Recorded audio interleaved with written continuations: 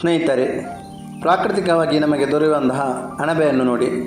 ಬಹಳ ಒಂದು ರುಚಿಯಾದ ಒಂದು ಆಹಾರ ಪದಾರ್ಥ ಇದು. ಹೆಚ್ಚಾಗಿ ಮಳೆಗಾಲದಲ್ಲಿ ನಮ್ಮ ಭೂಮಿಯಲ್ಲಿ ನಮಗೆ ಬಹಳ ಒಂದು ರುಚಿಯಾದ ಒಂದು ಸಾಮಗ್ರಿ ಇದು ನಮಗೆ ಸಿಗ್ತದೆ.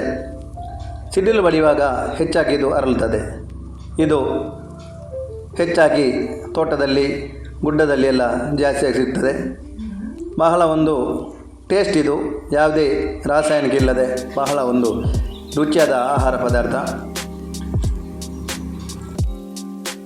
ಈ ಅಣಬೆಗೆ ಪರಿಲ್ ಅಣಬೆ ಅಂತ ಹೇಳ್ತಾರೆ. ತುಳುವಿನಲ್ಲಿ ಪರಿಲ್ ಅಂತ ಅನೇಕ ವಿಧವಾದ ಅಣಬೆಗಳು ನಮಗೆ ಈ ಮಳೆಗಾಲದಲ್ಲಿ ಸಿಡಿಲಿನ ಶಬ್ದಕ್ಕೆ ಇದು ಭೂಮಿಯಲ್ಲಿ ಮರುದಿನ ಅರಳುತ್ತದೆ.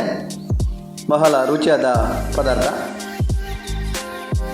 ಇದಕ್ಕೆ ಈ ಅಣಬೆಗೆ ಮಿಕ್ಸಾಗಿ ನಾವು ನಮಗೆ ಮನೆಯಲ್ಲಿರುವಂತಹ ಹಲಸಿನ ಬೀಜವನ್ನು ಹಾಕಿದರೆ ಬಹಳ ರುಚಿಯಾಗ್ತದೆ. ಹಿಂದಿನ ಕಾಲದಲ್ಲಿ ಮತ್ತು ಈಗ ಕೂಡ ಇದನ್ನು ನಾವು ಸಾಂಬಾರು ಮಾಡುವಾಗ ಇದಕ್ಕೆ ಒಂದು ಕಬ್ಬಿಣದ ಒಂದು ತುಂಡನ್ನು ಬಿಸಿ ಮಾಡಿ ಅದಕ್ಕೆ ಒಮ್ಮೆ ಈ ಪದಾರ್ಥಕ್ಕೆ ಹಾಕಿ ತೆಗಿಲಿಕ್ಕುಂಟು. ಯಾಕಂತ ಹೇಳಿದರೆ ಇದು ಪ್ರಾಕೃತಿಕವಾಗಿ ಸಿಗುವುದರಿಂದ ಇದರಲ್ಲಿ ಏನಾದರೂ ವಿಷಾದ ವಸ್ತು ಇದ್ದರೆ ಅದನ್ನು ಬಿಸಿಯಾದ ಈ ಕಬ್ಬಿಣ ಸೆಳೆದುಕೊಳ್ತದೆ. ಅದಕ್ಕೆ ಬೇಕಾಗಿ ಸಾಂಬಾರು ಮಾಡುವಾಗ ಇದನ್ನು ಈ ಕಬ್ಬಿಣವನ್ನು ಬಿಸಿ ಮಾಡಿ ಅದಕ್ಕೆ ಒಮ್ಮೆ ಹಾಕಿ ತೆಗೆಯುತ್ತಾರೆ.